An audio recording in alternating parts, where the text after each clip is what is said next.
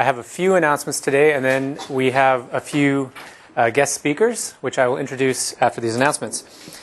The first is that Case Study 1, as you should know, is due this Thursday at 5 p.m. You can use late days on Case Study 1. However, you will be presenting it on Friday to Udi, regardless of whether or not you've turned it in on time. So you have to be ready to present on Friday. There's no late days on that. And the time and location that you present to Udi, you should know because your team signed up for it when you registered your case study team. Okay? And the other main announcement is that you should have contacted your framing partner by now. If you haven't, please contact them immediately. The goal is to set up a meeting between February 3rd and February 8th. And you do not want to delay on this. You want to get their schedule locked down because I'm sure they're busy people and their available times and days are only going to get smaller as you approach that week. And Woody's giving problem session tonight, which is problem session 4 at 4:15 in this room. Who has questions about these announcements? Okay. Well, as you see, we have some guests here today to speak, and David Matheson has graciously offered his time.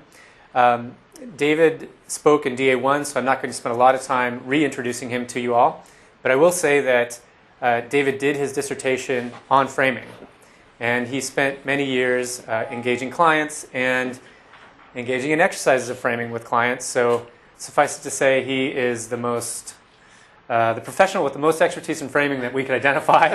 That's why he's here. Thank you. That combined with the fact he was willing to be here. And so David's going to shed some light on the framing process. As we spoke earlier, there's quite a bit of art to it. It's not this normative, rules-based process. So hopefully he will shed some light to you that you can use later when you speak with your framing partners. In addition, we have Udi Chatow here, who Udi works at HP Labs and has worked with David on projects in the past, and David was able to get us this contact. And the framing exercise you're going to give, well, maybe I should let you, at this point, talk about what you're going to do. Okay, great.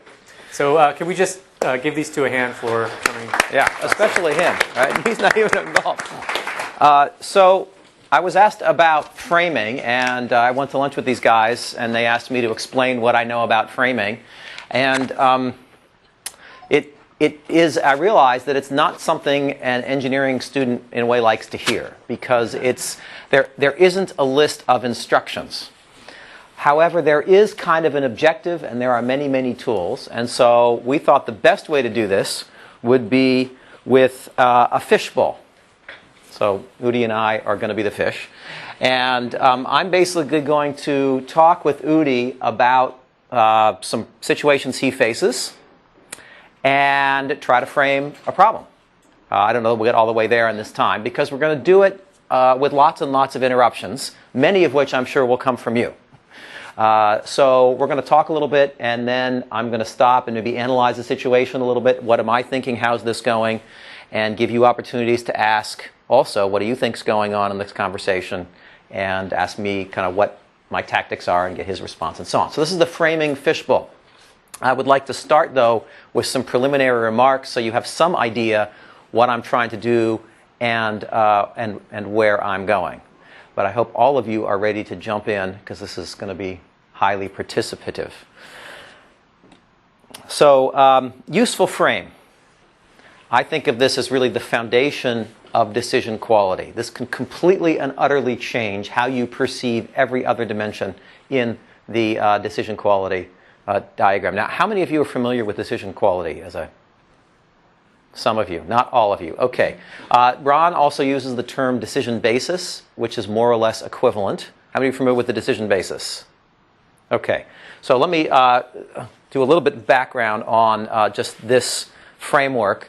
And it says basically, if you're trying to understand whether you're making a good decision, something that would more or less meet our rules or would produce higher probabilities of the prospects you want, you have to look not only at how the evaluation is done, but all the information and everything that comes in to support that process.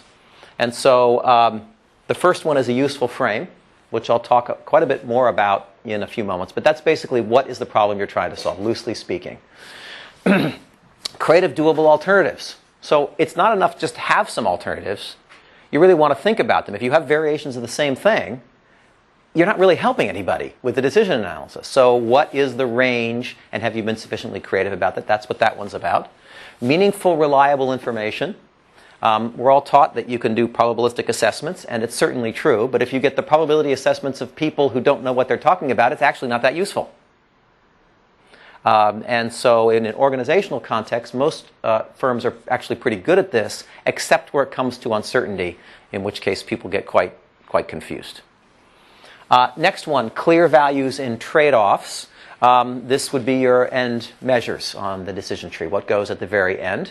The issues here in terms of quality have to do with trade-offs and measures for the things people care about. Now, frankly, in a corporate setting, which is what we have here, this is almost never problematic because money. It's all about money, basically. Or if you're in some areas like, say, pharmaceuticals, where safety is really critical, safety is so important that it's a screen. You remove all alternatives that are unsafe, and what's left is money. So on the margin in business context, it's pretty much always money. In medical decisions, life and death sorts of things, or in complex policy, maybe this is more subtle, but it's rarely an issue in businesses. Correct reasoning. Do the recommendations and outputs follow from the inputs? That also is fairly rarely a problem in businesses because people really do care about getting the best results. I think the worst case I know of this is a case Ron was involved in, involving recommendations around nuclear policy for the U.S. president, in which the executive summary was the opposite of what the main body of the report said, or something more or less like that. So a really egregious case of disconnect. And lastly is commitment to implementation or commitment to action. That is, you need to do whatever it takes so that the people who have to take action do take action. Right? Now, if you're one person, that's a more internal thing. Are you really ready to take action? But in an organization, you actually think about mobilizing people who understand the decision and understand how it's carried out. Any just high-level questions about decision quality? That's like a 1-minute overview. So let me jump into a frame. Anyone have a... Yes, please, Andrew. How do you gauge a company's commitment to implementation? How do you gauge a company's commitment to implementation? I mean, like, you can say to, like, the person that you're interviewing, like, yeah, is your company committed to actually doing something about this? And, I mean, like, how would they know? So the way I know is organizations are driven by powerful people, basically. And there are two things. You need to get coalitions of powerful people behind it. And the second thing is that you need to have the people who are going to take some kind of action, which might be complicated, to actually understand what they're supposed to do. And very often, so you can get many mistakes here, but the CEO makes a pronouncement. We all think of the CEO as the, quote, decision maker. That's not always true. The CEO has a lot of power, for sure, but the CEO may not have the connections to the people who actually take the action to make that argument.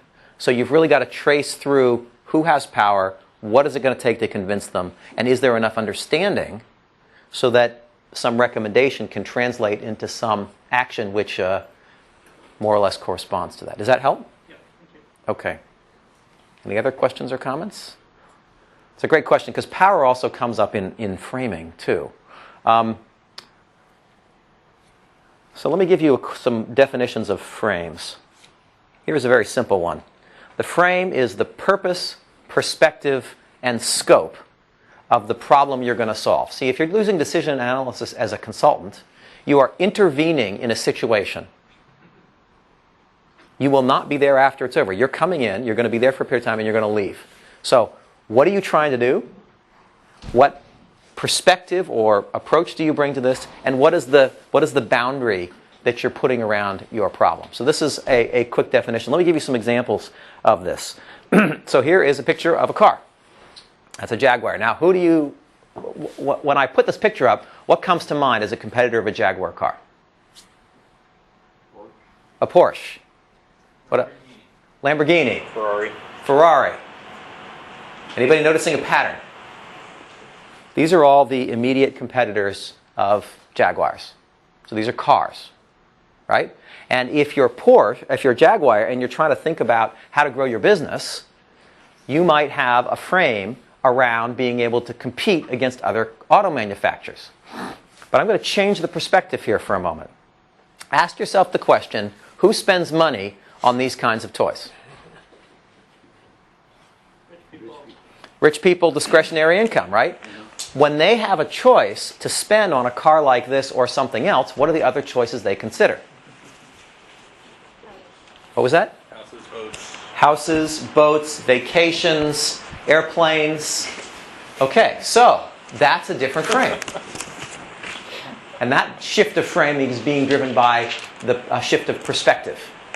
And probably also scope would come along with that, right? Now, if you ask yourself, where is the competition more intense? Among auto manufacturers for auto dollars or among categories for discretionary spending?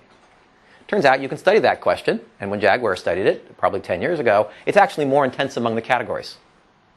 So what that means is the kind of alternatives you want to think of are things like, let's go promote cars. In fact, let's go to our traditional competitors and sponsor races or other things that generate interest in cars, as opposed to, let's try to cut our prices or deal with the feature wars or other things. So you see the frame shifts everything in this example about what you would consider in the analysis. You guys follow this? So that's the purpose, perspective, and scope of a frame. That's kind of what I'm getting at. I'm going to skip this example. I think we want to be more... okay, so let's get to the useful part of this. What makes a frame useful? And there is a piece of this which engineers love. It's the technical, economic sort of part of this. That is, what can we actually help with? So when you go into an organization setting, and that's really where the bulk of my experience is, so just to be clear, they're facing some kind of conundrum. They're stuck. They don't call in a decision analyst if they're not stuck somehow, somewhere. Okay? And you need to be useful. Be genuinely of service to help them figure out their conundrum. Which may or may not be what they say, but there's sort of a technical definition to this, right? What is going to help you generate a useful... And so here's scope in a project management sense, like a time frame is very important, right? We have to make a decision in 2 months, okay, then you can only do certain kinds of things. And you have to make sure that whatever you propose as the frame or however you approach the problem is actually can accomplish some action in that time frame, which means you have to scope it properly and figure out a technical approach and so on. This is only half of the problem. And I think in many ways it's the easier half to deal with. Because I think the essence of good framing is to find electricity. Now this is a much more sort of social, emotional dimension. And it's much more personal. In fact, I think thinking of it personally is a very good proxy even in organizations. That is, they're not here talking to you because they have some abstract problem. They don't actually care about the abstract problem, generally speaking. What they care about is what's inside. How do you find the third rail of motivation? Because you got to find it and you got to grab it. Find that electricity and then work from that to create something that is actually going to move that forward and help channel that electricity. So you're going to go for the high voltage wires. Now, what is this? This is all about addressing something that matters. You can do a great analysis and get a giant yawn. That's not very helpful. So, what do you look for? Passion. Fear. In organizations, you get conflict. So, people are butting heads, or person X wants to do something and person Y wants to do something else, or frustration, and try to find that third rail. So there are many, many tools. And I think practically anything can be used as a framing tool as long as you understand the intention around finding the right purpose, perspective, and so on, and finding electricity and channeling it in a productive way. So I have a laundry list of tools. There's some more technical tools: issue raising, situational assessments, little scouting missions, developing scenarios. There are some listening tools. These are much softer. Asking good questions. SPIN means situation, problem, implications, and needs. So it's a way of querying somebody about what's important to them. Ladder of inference means really understand the actual data upon which someone's conclusions are based. Advocacy and inquiry, you may need to make a statement and then ask what the other person thinks about it. Listening for relatedness, that is on the emotional side, having some kind of connection with the other person is really the foundation upon which you're going to get them to tell you what they care about. And if they don't feel connected to you in some way, they're not going to open up. But I think the simplest stuff is the learn by doing. So decision trees, influence diagrams, strategy tables, work your way around the decision quality spiral, or work your way through the decision basis in outline. Can you sketch the problem in a quick conversation? And that'll probably map out a lot of what you need to do. Any questions or comments so far? I've probably been talking far too long. So let's go. So I'll go back to this. And let me introduce Udi. Udi is he gave a very dry introduction. Udi is a creative genius over at HP Labs, and he is one of these rare people who has a deep technical background, which happens to be in printing, plus a real understanding of business problems and a wild, fabulous imagination. So he connects dots that nobody else sees. And he has been involved in the starting of many new businesses at HP, some of which have succeeded to varying degrees and some of which have not. And that, of course, makes somebody the most interesting when they actually have failure experiences behind them, because then they know what it really takes. Udi has a situation about how to grow a business, and let's welcome Udi. Thank you. So Udi, why don't you start with just some basic background about MagCloud, and then we'll start talking. Great. So MagCloud was one of the first innovations that I did coming here. My passion was printing. Indigo was my background. Indigo is the high-end printing, digital printing. These are big presses, like $500,000 million presses. HP acquired us, Indigo, 2001. I moved here 2005. And one of the things I wanted to do is go beyond the box, right, the printing box and the inks, and create new services. And the first thing that we created was MagCloud, which I brought a couple of samples here we can actually pass around as I talk. And that is an enabling platform for want-to-be publishers to create their own magazines, their own publications. Now it's more popular with other kind of similar things coming up. If you have a content, you upload it to our website, and we distribute it to the iPads. And if somebody wants to actually get a printed, in a printed format magazine, very simple. The Ford Model T, you can have any color, but it has to be black. That's the way we started. One very simple workflow.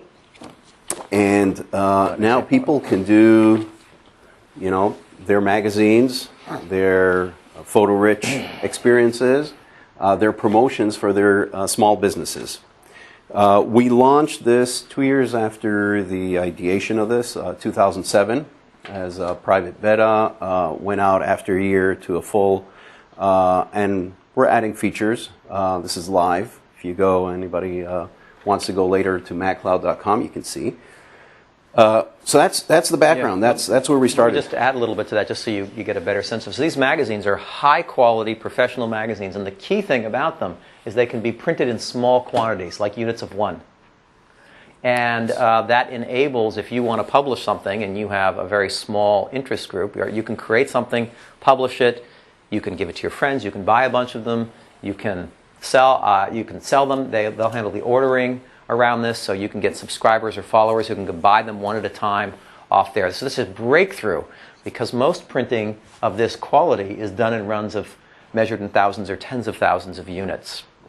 The break even for this is like around the 2,000, 5,000. Anything under is actually worthwhile. And as David said, the great advantage is you can actually personalize it or do proof of one, and then decide you want another one, or have people order one by ones actually, and it's the same price of ordering as 1,000.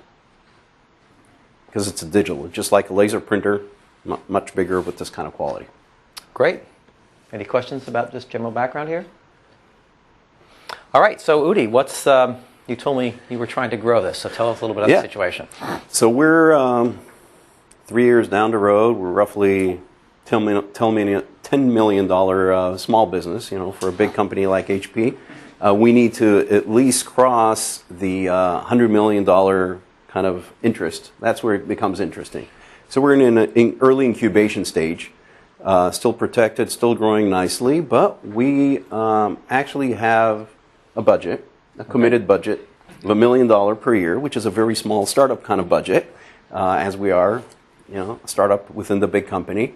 And we want to make the best of this budget and grow. Actually, our calculate to get to 100 million, we need to grow like 3 times year over year to make it roughly to that, minimum level of where we can stay alive, or else we die.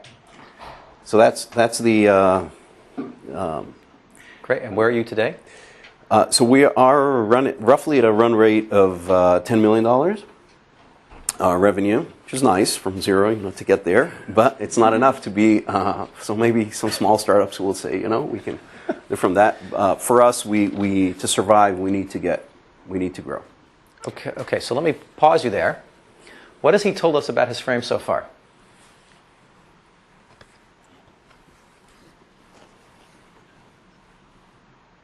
What's at stake for him personally in this decision? Let me start with the hard ones. What is at stake for him personally in this decision? Yeah, Andrew? His ability to explore this startup idea. His ability to explore the startup idea. Good. Other ideas? What else have people seen? Yeah, Chris? There's probably a lot of personal credibility tied into how successful the company is. Yes, indeed. Yeah? I imagine you have people that work for you on this project, and there's probably some personal loyalty you have to these people. And they probably work on it because they like working on it, so you want to see them succeed just like you want to see the project succeed. And they work hard. Yeah. Okay, so if you can find out what's at stake for somebody, that tells you a lot about where the third rail is going to be. And he was very kind. He put it on the table right away. Now, you have to read between the lines, right? He founded this business. It's the first one he did. He's trying to get credibility. It's had some success, but not enough success. How do you think he feels about this business? I'm sorry. Is he proud of what he's done, or is he disappointed about what he's done so far? Proud, right? So what's his frustration then?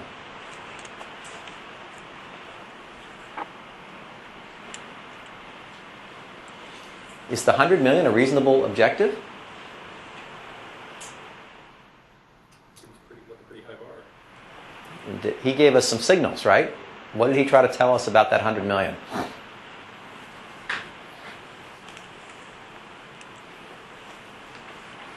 Now, I'm guessing, actually. I mean, we could ask him. He'll, I'm sure, jump in at some appropriate point if I get too far astray. But he told us some other things about that 100 million, right? One, to be HP worthy, that's what he has to hit. Right? So this is a fairly big deal, and you guys touched on it before. And then he said, we have to show progress. right? And he threw out, I think he threw out the figure of having to double or triple every year. What was the number? I forgot what the number you said was, right? So he actually gave us a trajectory. So we know a lot about how he sees the problem and what is at stake for him. And we also know something about some constraints he has. What are those? $1 million budget. Now, do you think that that's firm or soft? Sounds pretty firm. Okay. I don't know whether it's firm or soft myself. But when people give you constraints, you have to take them very seriously, and you need to understand them. Because here's the thing. That's part of his frame for the problem, and we may need to help him find a better one. So you got to be clear about what he thinks and have hypotheses about other things you need to probe and explore. So have I told any lies here, Udi, or am I? So far, so good. Okay, so what might be a line of discussion that we might want to pursue at this point?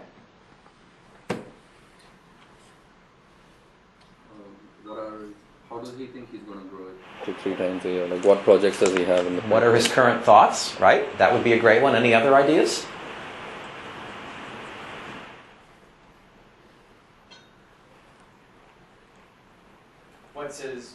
How they make money right now, or sort of what's the landscape look like right now? Right. Okay.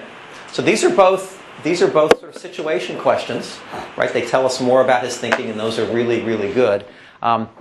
We can stay here because he's already given us a lot of implications.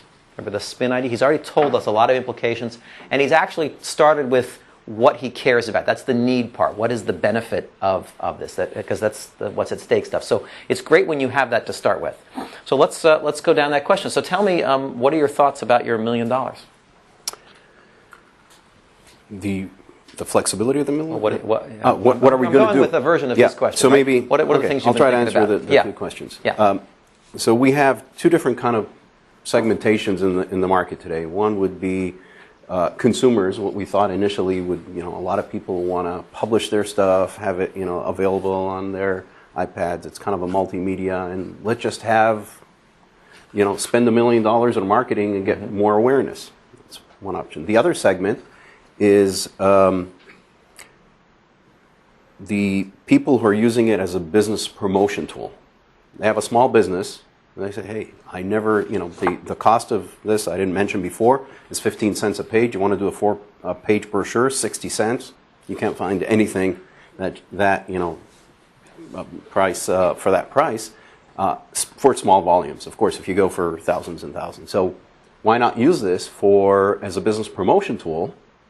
And we're seeing more and more of our growth, actually more than 50% of our growth, was from small businesses who said, hey, this is the way I can get to my customers.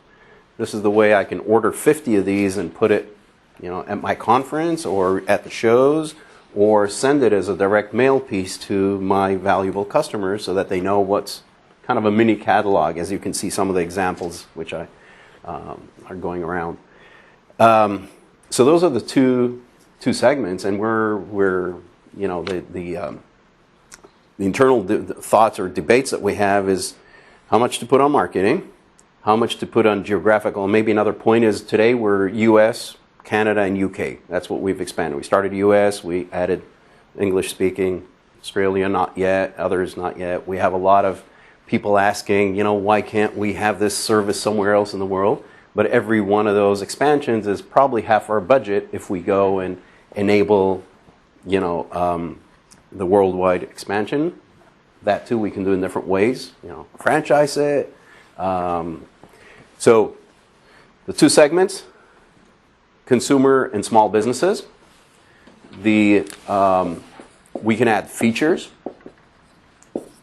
give them more, quality features, create more awareness, marketing dollars, sponsor things, and geographical expansion. Those were kind of the mix of the three things. We know that we can't do everything, with the budget, limited budget. That's great. So, yeah, Ron. Yeah, just a clarification. What exactly is the service? In other words, if I see this and I say, I got a business, but I don't know how to get all these images and layouts. How do I get from not being able to do it to sending this to my customers for 15 cents a page? So we do not help with the design. You have to know or create a PDF or use our partners. We do have partners that... So you have to know what you want to print Exactly. in order to use this. Yes. So that is the first big barrier. But there are partners and there are, design houses and others who have that. So then the relationship to your partners and the co-branding, all that kind of stuff is an issue. Yeah, as an example, I'm on the board of a company called Photozini, which is built off of MagCloud, and they do the service. You send them photos, and they do the layouts for photo magazines, right? And there are, I think, several such companies. It's an excellent point, by the way. That is probably one of the barriers. Most of the people who are not talented, like myself, don't know how to actually create it. So my wife has to create the nice. Have you thought about spending on partners? It's a way of accelerating this? No, that wasn't in the. Maybe as a promotional tool, but not as a. No, that's definitely an option to put down. Right. Okay, so let me ask you, why did you ask that question, Ron? Because that probed the edge of his thinking. Did you see that? Did you see the little... But I should shut up, right? Well, no, it's fine. Right? He found a spot, asked a fairly straightforward question that revealed something about the edge of his frame and what he had thought about. You see how that happened? So that is often something you do, and the way he did it is actually good. You can assert them sometimes, but it just flowed naturally out of the conversation, right? You don't want to drive it too hard, but you might need to drive a little. So what has he told us so far? Let's review here quickly. I wrote a list of, just because he was saying a lot, I just put a list of stuff on there. What are these things? Do they have any relation to decision quality? What is he telling us? Yes, Chris. I feel like we've got some kind of loosely defined alternatives for what he could do with his budget. Okay. And those are to invest in the different areas? Yeah. Okay, so these could be viewed as some dimensions of alternatives. Yep. Anything else they could be viewed as?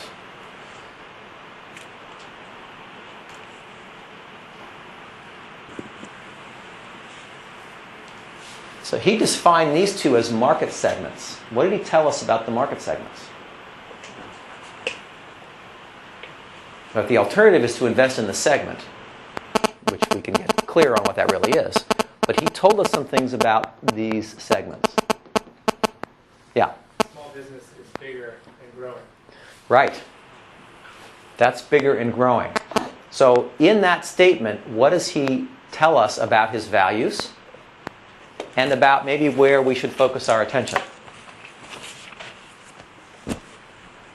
I think bigger and growing were not merely descriptions.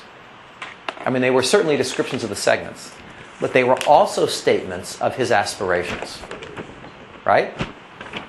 So I'm jumping around, so that's okay. So you've got to key in on some of those things. Geography was sort of an afterthought.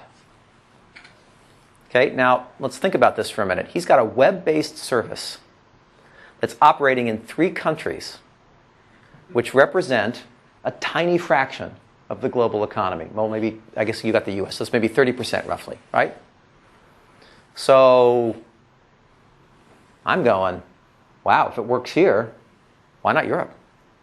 It's a web-based system. Now, I'm making a bunch of assumptions about whether it can work there or not, but this for him was an afterthought. So that's an example of some like background thinking I'm doing that might go, I could ask some questions about that, it might go sort of the way Ron went, right? Where he asked some questions and then boom, there's some new options on the table, right? Or it changes the frame in some way. But I want to go with his passion, certainly at the beginning. And I'm pretty ignorant about those segments. And I think they're pretty important. Right? If I'm going to be useful to him... Oh, he's also told me one more thing. What has he told us about his colleagues?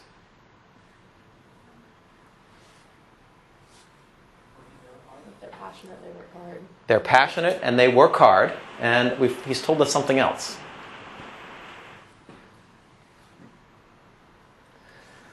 So I read between the lines maybe a little, but I think he has people who are championing this, and there are people who are championing this, and he can't please them all. Did any of you guys pick up that? I mean, that's a hypothesis. I don't know that it's true. He reads between the lines. But he said he had people working on both of them. He said his budget was $1 million. He said each of these takes at least half the budget. Right? Put the pieces together. So hypothesis, an area for exploration. Now remember, one of the pieces of electricity, there's the personal part of it, which is passion. I think he put on the table right away. But in an organization, conflict and differences of opinion are usually a source of electricity that have to be addressed and dealt with. So I'm thinking there are two lines of questioning here I would probably pursue. One is to find out just more about the segments, and the other is to find out more about the people. And I'll probably start with the segments because I just need the lay of the land here. I can't understand the politics until I understand what those people care about, right? So that's the way I'm going to try going. Udi, you have these two segments. Tell me a little bit about how big they are, where they're growing, who your customers are, what you got going in these things. Okay. So the growth, when we look at growth, it's not only the number of users, but how many have they succeeded in selling. HP, the conservative model, is number of pages printed. Because the way we do this is we connect the dots in this case. We have print service providers, which we sell them the big presses. They purchase from us all the ink. And we give them cloud service, right? So we come back as their customer and say, we have this new service. Do you want to print for our joint customers?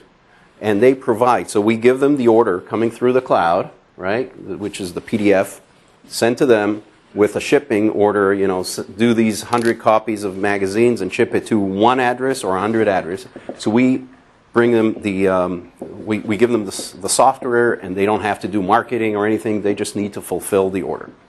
That's a piece of the data which is missing. Now, for HP, what's important is how many of those presses can we sell? How many of these pages can we produce? Because we sell more ink, and we have, as you can imagine, high margins on the ink. And then what we should be looking, our metric is how many pages are we, not only the revenue of the service which MacCloud receives, but how many pages have we created through this. So this is important because businesses don't usually order one at a time, but they are bigger orders. So when they do a 20-page brochure or catalog, they send it out to 300 people. So one user, 300 people. From our level of customer support and training and things like that, it's one person versus 300 people who are ordering one. So we're seeing with less marketing efforts, which is practically zero, it's word of mouth, we're seeing these small businesses grow in the number of users and also in the volume, because they're seeing that this is very receptive from their customers. It's a good marketing tool for them. How many dollars are going through this channel right now? Are coming in? Yeah. Or just how many pages? You said pages. I mean, right. Just so we have roughly,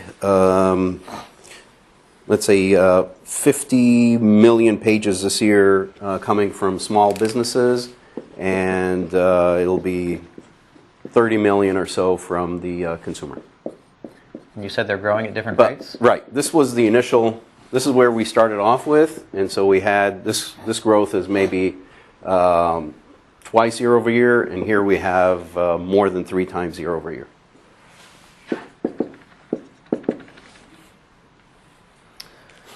Okay, so let's unpack that briefly. What was conveyed in what he said?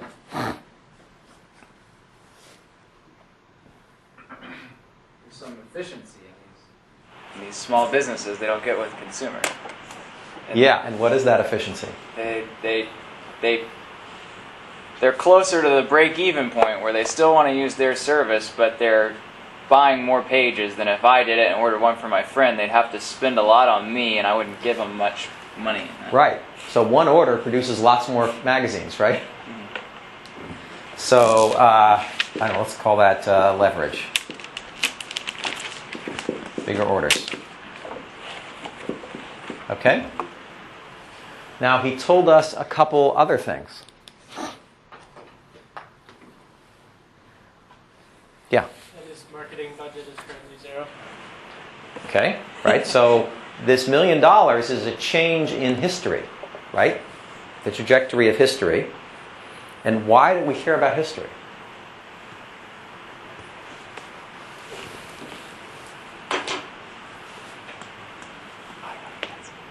Yeah? I think you mentioned that you started off with consumers, which makes me think that and out of those different parties who may have different opinions, the people who have seen where you started, like consumers, and maybe the new direction that you're most excited about is the small businesses. Right, right. So what this adds up to, this is sort of in the back of my mind, things to think about. He hasn't said this explicitly, but when you're talking about a change from history, people develop their identities, and that the electricity comes from their experience of history and their relationship to history.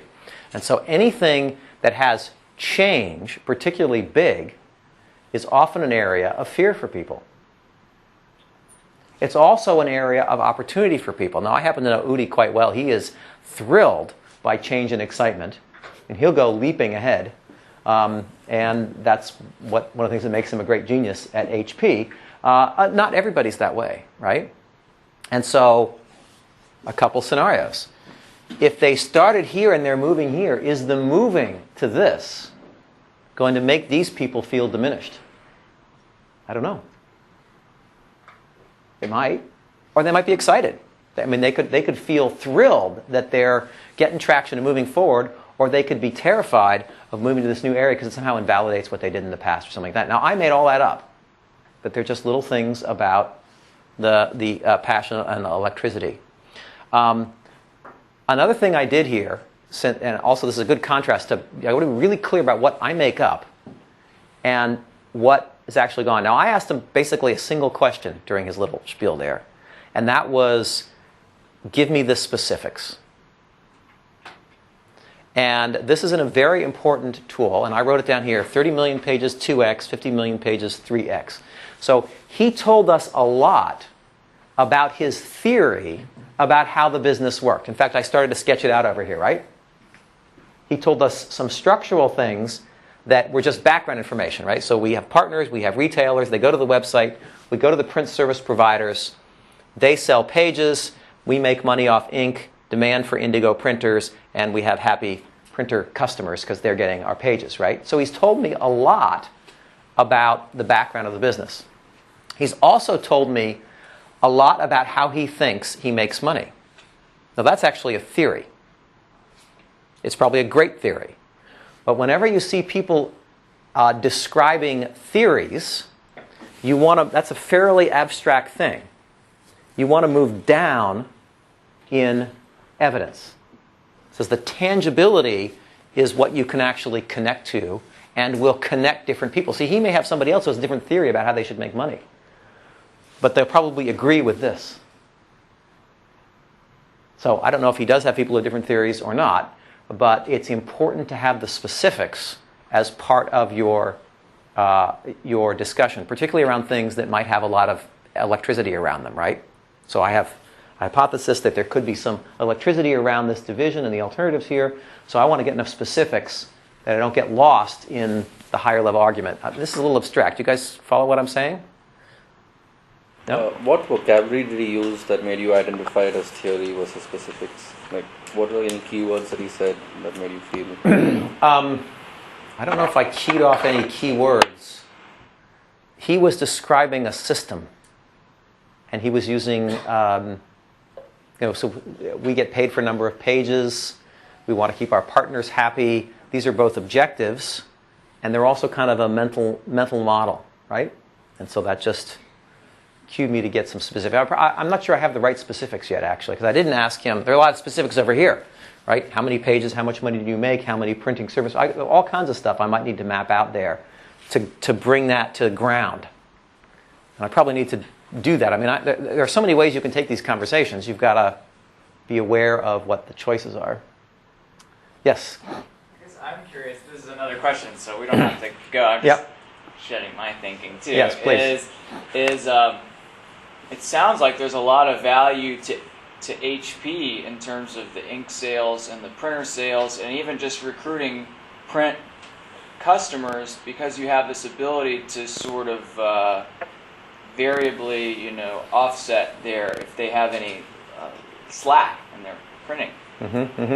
So I'm wondering how that, credited is the wrong word, but how that gets reflected back, because it's not just the number of pages you're printing, it's the fact that you might recruit a boatload of people who otherwise weren't interested in buying HP products. Yeah, especially in HP where it's multiple organizations which benefit, and that's where it becomes complex. So there's the presses and consumables, and then there's our new services, which are totally different P&Ls. And so this new small incubation has multiple revenue streams, contributing to multiple revenue streams. Yes? Yeah, so that's a very interesting question, right? So you're essentially probing some of this stuff over here, right? Which is great. It's a very good line of inquiry. Did you notice his response to the question? He's been waiting until I asked him a question. He jumped in, right? Well, so you're getting to something that matters to him. I can tell from his body language that there's an itch that needs to be scratched somewhere around this. And so you need to decide whether you want to pursue that, right? And that would be great. Now I think he actually told us a lot about the itch. What did he say?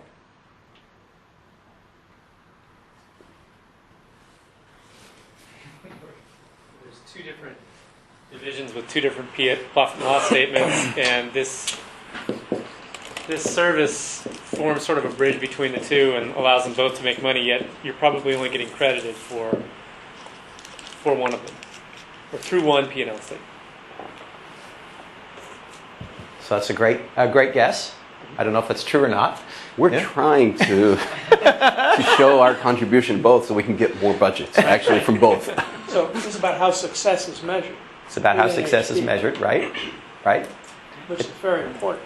It's very important to the problem, right? It's also a point of frustration for him, right?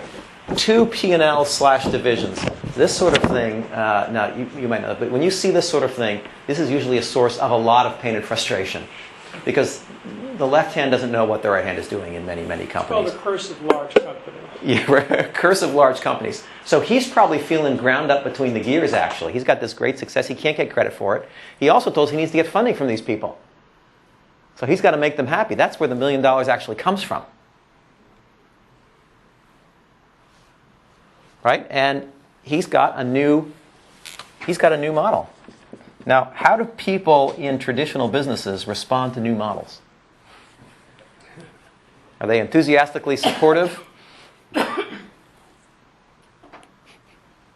Right? So there's more about the context there. Now, I think we can go a couple directions here. I think there's a lot of loose ends here. And we're going at like a micro pace, right? Because I'm trying to expose all this. But I think there's one sort of background piece we need.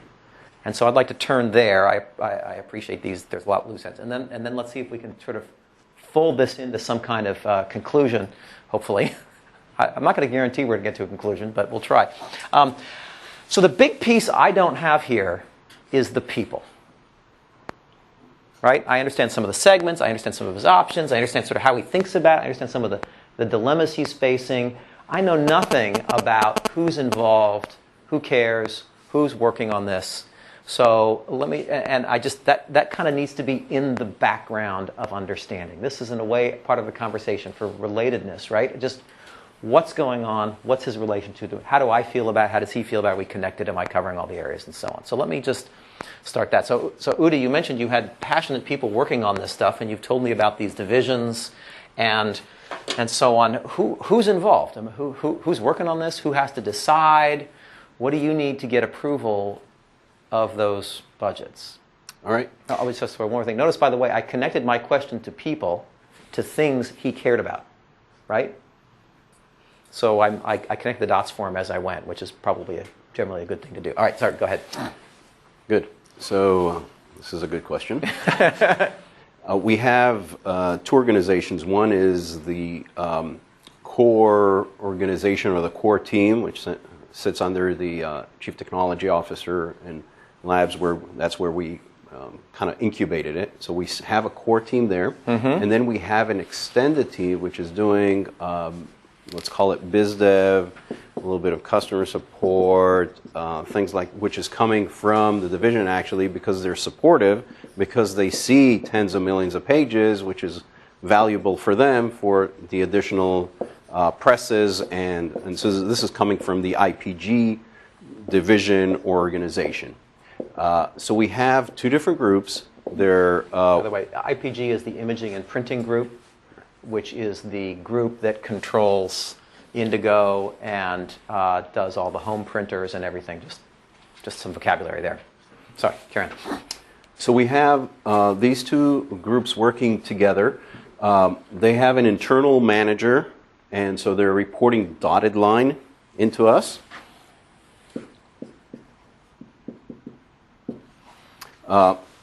This team is working with me very closely, passionate, hardworking.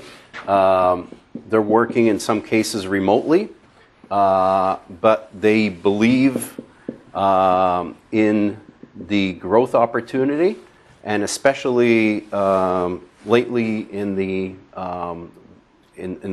business aspect of it, where small efforts are bringing back high volumes and actually new presses being sold to our PSPs, the printers who are printing for MatCloud.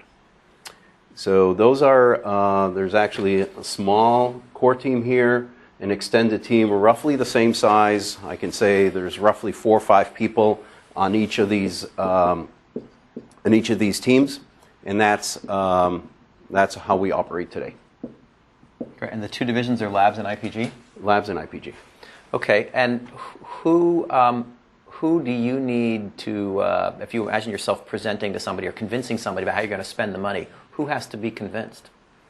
Right, and so we, since we're getting the budget, which is roughly split half and half between the two, we are actually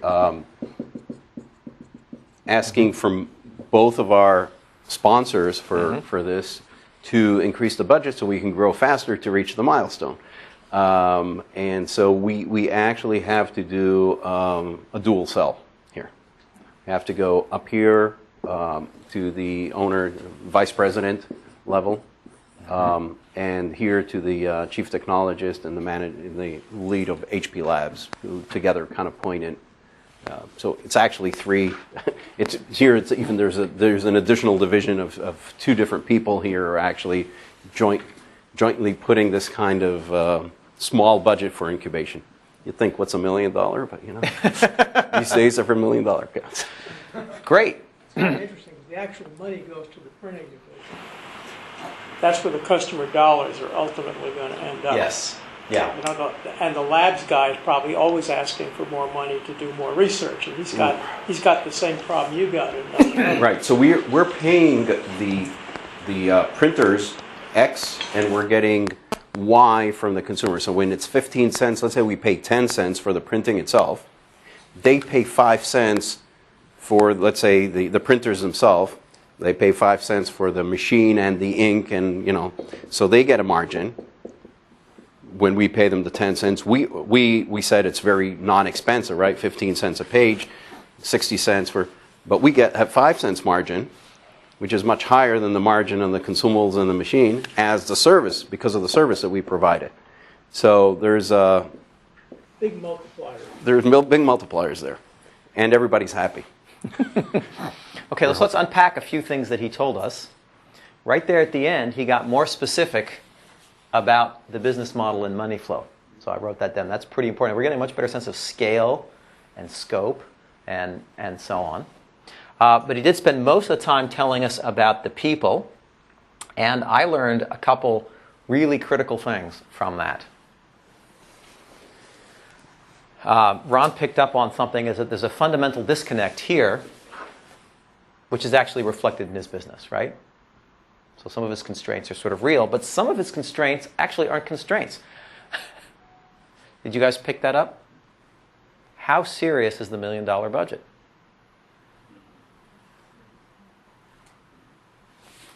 What's your thought? The way I'm looking at it is because the budget is set by people who are running the team. So if you can convince them about the growth, I mean, you don't need to go anywhere else to convince it's someone internal in these two structures. So it seems a lot easier than it would be if it was someone who's disconnected completely from the project. Right.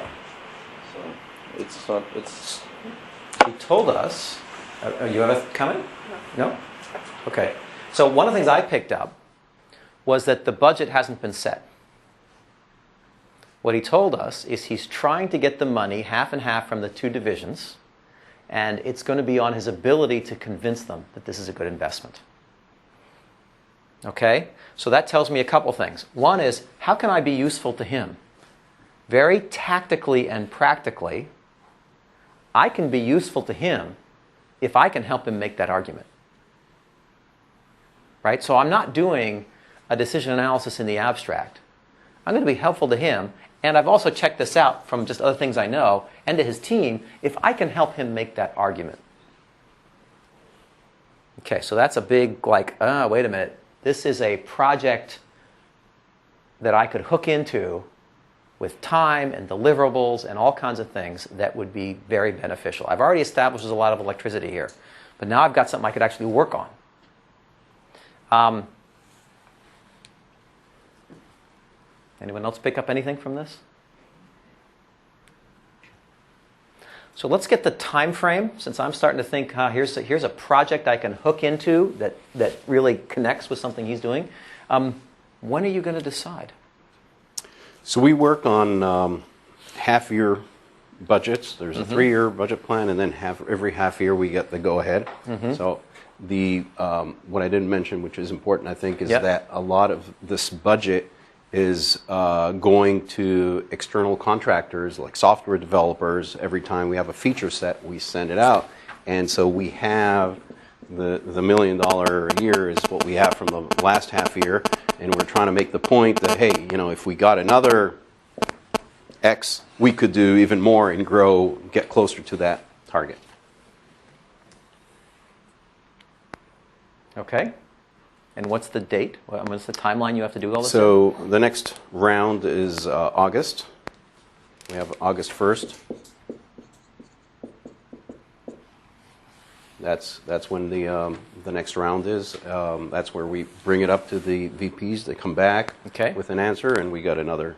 And do you have other points of contact between them along the way, or is that like a big event? So we have monthly reviews to kind of show that we're continuing to grow with plans. That is kind of the big event where we need to actually get the 2013 budget in place. Okay, so monthly events. And when do you start presenting this? When do you actually have it? There's a formal presentation here, but when do you actually really start interacting with them and building their? Probably 3 months before that. 3 months before that. Okay, so when is that? I would say May. May. Right? Yeah. Okay, so I know he's going to reach these people, which are going to release the budget May-ish. So I'm thinking I got to have a draft by May, because that's going to be the base. I don't have to have it done by May, because that's the August 1st date. But he's going to start those conversations. So if I want to engage these people or prepare the way, this is a bit back to your question about commitment to action, right? What are the coalitions of the powerful people here? Well, he's got this chain. He's got those people. They're actually different coalitions. I don't think they're not intrinsically cooperative. Right? They're because of this divisional group. So I got to get 2 people going, and I presume, although I don't know, that there's the core team itself and its relationship to some of these key is probably also a powerful coalition, right? If they don't want to do something, it's just not going to happen. It doesn't matter what the VPs say, right? They've got to be excited and passionate. So I'm thinking there are sort of 3 groups we have to work with here, possibly 4, depending on how aligned these guys are. I expect that these guys are probably more aligned than those guys because they're actually working together. I also expect that these guys are facing they're getting a lot of mixed messages, so these guys are probably getting pulled out and they're frustrated, perhaps. I don't know if it's true that they can't put enough time into this or they're not sure of their priorities and those kind of things. Yeah, they're not all 100% dedicated versus the core team, which is. Okay, so I've got a reasonable background on this problem, at least enough, I think, to kind of move this forward. There's a lot more to discuss here, but I'm sort of ready to get started. So I would probably frame this problem as, I've already said this, helping him get budget. Now, implicit in that, if I'm going to be credible at doing that, I also have to, and I haven't checked this out with him, but I also have to have the possibility that my recommendation will mean he shouldn't get budget. And if that possibility is not in there, I'm not going to have credibility. See, I'm an outsider in this organization, right? So if these guys think that I'm just, doing whatever he wants, it actually doesn't help him. So I've got to maintain some objective distance. And in a framing conversation, I'd probably actually discuss that with him about options. And maybe I'll work it in. But how to help him get budget and where to spend it to drive growth. So that might be that's a long-winded title of my project. And I want to get a draft by 1st of, what did we say, April, May? 1 May, right? Okay, so there's a kind of project scope. Now let's do that might be a preliminary frame. Let's do a quick run around decision quality. What are some options that we might have in here?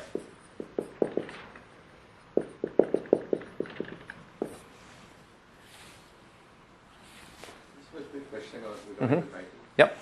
I mean, the way I look at it, these are 2 completely separate topics, right? One is helping him get the budget, and then how he should spend it. I mean, they're 2 completely separate decisions that need to be analyzed. Why are you clumping them together?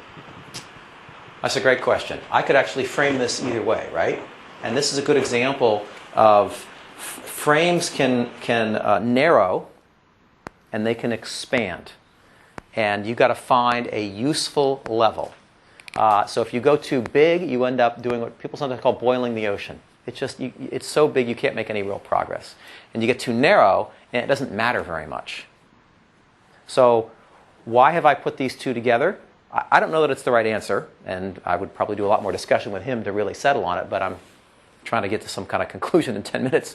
But here's my thinking. He has to make an argument. It's driven by growth. And he told us at the very beginning he doesn't know where to spend it. So the form of argument is going to have to be, a strong form of argument to those bosses is going to be, we looked at not spending money in A, spending money in B, spending money in C. I want those guys to go, wow, these guys have really been thorough. They've thought of everything, including the stuff that's not actually in their interest. That's what gives you kind of a credibility, right? And then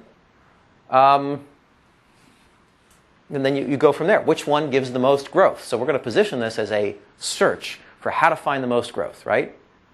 And so that's why I brought them together. I'm not sure it's right. I mean, this is definitely, I don't know, it's sort of an inspired act or an artistic act or something. You have to figure out what you think is useful in negotiation with them, right? So he knows the problem better than I do, but I know the tools better than he does, right? So we've got to come to some reasonable agreement there. So how does this one sound to you? I mean, that's what I need. I need to persuade him for more money. Okay, so he just went like this, right? Why did he do that so readily?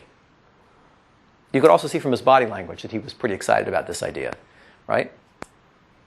Why did he do that? It's the electricity. The electricity is what is connected, right? So he, and hopefully, right? He started with a problem that was sort of a bit ambiguous, a conundrum, right? We connected it to electricity, and I am showing him a path. I'm now an instrument of dealing with his third rail, right? That's something everybody's excited about. Is that right, Udi? Okay.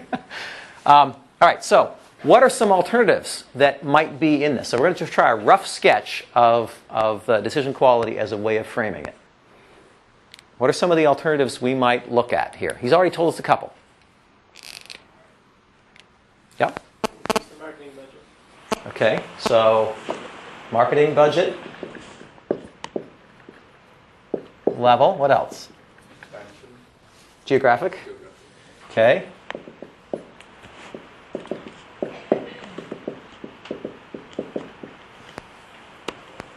Add new features. Features, right? Focus more exclusively on small businesses. So let's call that segment. And the one I'm going to put in there is exit or salvage.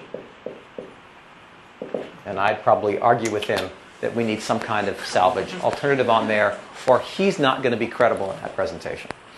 Yep?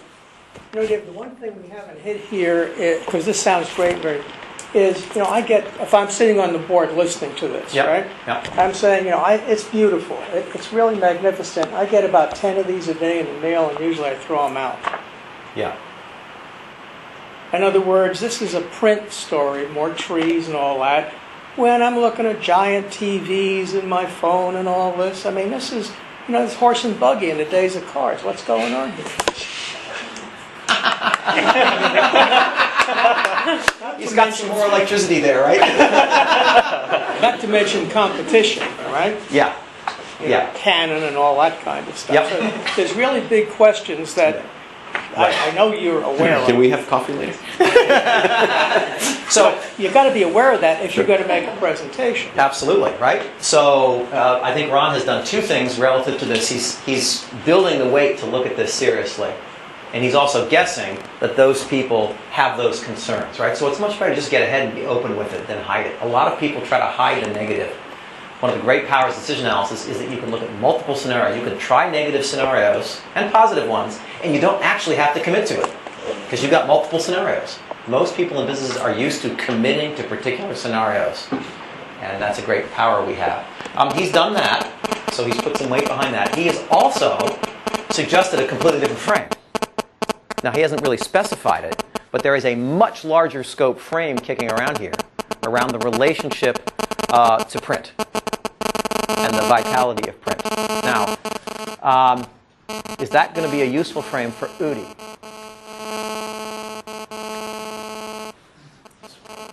I suppose, yeah. So I think probably not, right? Now I'm reading between the lines. Udi needs to be aware of this, but this whole division is committed to print. And it's huge, right? And so if I wanted to pursue this, there may well be a bigger problem here, and I may well want to do this. I don't know. Actually, I probably wouldn't in his situation, but you may be in a situation where you need to say, all right, this is a teeny little pimple on a much bigger problem. Let's go talk to the people who own the big problem, because that's how we're going to come to an understanding of this. Or you could attach your wagon to their train, because they probably made promises about printing is going to explode no matter what. Exactly. And we're going to help you do that. Yeah, exactly, right? So I think in this instance, and certainly for the class, I probably won't explore it for the class, and I'm not sure I'd explore it very much with Udi, because given this structure, this is probably a pretty hard constraint for him to question the basis of printing, right? These are some alternatives. I could explore these alternatives more. I would be asking him questions like, which ones are the most important to him? Which ones do people care about? I mean, I could continue a framing conversation. If you had to pick three, which ones give you the most interesting variation would be a kind of question you could ask, right? Because you can go with a very long list, but ask him which three are the most different. Will give you a sense of the scale, right? You're testing. The sketch is a test. It's not trying to be comprehensive. It's like, well, how about there? How about there, right? So that would be some things I might do there. Information. I have some mental models. I actually don't have a whole lot of information. I've just got some basics, right? Now, do I believe that he can produce it in my time frame? He seems to be in command of his facts, right? He's not saying there are huge gaps. There may well be information, but I didn't hear anything in this conversation that would lead me to believe he can't find the people who can provide good information for me. So I would just skip that one in this instance. Sometimes people say things like, well, we just don't know what's going on. Okay, that's an information problem. Values. So I know this is going to be measured in money because it's a business. But I know that there are some important pieces of that, and I suppose you could put this in information or values, but I know that pages are important, and I know that ink is important, and so if I were to draw an influence diagram here, I'd probably treat the value metric as a single value metric, but I'd think a little bit about what those first set of things were that are really going to drive the money, and he's told us a lot about that, so they might fall in between here. Values, what's next? Logic. Okay, I'm not sure I have much to say about this in this case. I can imagine a model. I can imagine some scenarios for growth in different areas, for the effective features. I can imagine a model. So I'm pretty confident I can get there. Now, I haven't said much about it. I don't know if you guys can you guys see a sort of model in here possibly, or at least a start of one? No? Okay, so that'll come with experience. I suggest you try it, and if you don't have it, and you have an interview or a subsequent meeting, start sketching it, because you want an outline. You don't try to get complete, but just like, what are the major levers and how are they related? But I know this model is going to have to do with segments and growth in those segments and our access to them, access to the segments. For example, I could have 5 or 6 segments, a consumer, small business, some different geographies. Those might be my segments, and they have some growth rates. And then how I do the investment changes the growth rates of those. That would be a very simple model. All right? And then we have commitment. So what's the view on commitment? Well, I know who the decision makers are. And notice that they're coalitions, right? Got a pretty good view of that, and I know that if I can convince them, a lot of this is going to move forward. I know there are people who can take action in his teams. Teams are passionate and ready to go. And if I can help him get to a place where they say, look, we've looked at all these things, and this one is the best, and I can get these people to intuitively understand it, and I can get these people to think it's a good use of money, I'm pretty sure they can run. So that's my quick run through decision quality. And that's probably how I'd tackle this, at least for a first round. What questions or comments do you have? We have just a couple minutes left, so if you want to, you just opened it for questions. So yeah, please. Yeah, Andrew. So this was very doable when we had 5 minutes after each blurb from Udi to unpack those statements. Yeah. When you were starting as a decision analyst, what techniques did you do to help you think faster on your feet? That's a great question. So I think my biggest gap was around the electricity. And I didn't seek it very well or understand how to talk about it or pick up on it. That was probably what I've learned the most since coming here. I think that trying it, the doing of it, is really, really helpful. It drives a lot of stuff out. So if you can get in a conversation, get enough, for me, it's just like, okay, what are the options? Here's a little decision tree. What if I wired it up this way? I'm a very much, the learn by doing method has been incredibly useful for me. And you show it to the guy and you get immediate feedback. You could sort of see a little bit, I mean, this isn't a good illustration of decision, but when I drew this picture, did you see how he interacted with it to correct it? That's the relationship I want to have with a model in a kind of thing. So you need to get some background understanding, figure out where this electricity is, but I would just start doing it. What are your alternatives? You don't have to draw decision trees. I mean, you might, if it's helpful, but okay, here you go. Some open-ended questions like, what are your issues? Are really good. Another good question, that's an opening sort of question. Another question is something like, what's the most important? So you limit. That's a very common pattern, is to say, okay, well, I illustrated over here, right? I was saying, look, he's got 6 things here. If I wanted to learn more about this, I would ask him which 3 or 2 give me the most interesting kind of variation. So that limiting forces him to get to what's important, and by picking contrast, I learn a lot, right? So those are some of the things that I've done. Yeah. Okay, I think we're at time now. All right. Well, let me ask Udi how he feels about this. Are we? You ready Better. to? We You need ready to to continue to talk. give me a PO?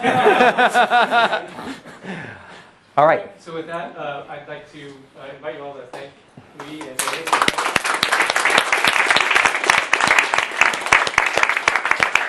Thank you. That was great. Thank you. Appreciate it. All right. If anyone wants to keep a copy, you're welcome. If not, then I'll collect these so we don't have trash, you know. What is the name of your It's Mag Cloud. It's there's a couple MAGCLOUD. Mag Cloud, one word, like magazine, cloud. Yeah, I put in Mac Cloud. It didn't. No. Very nice.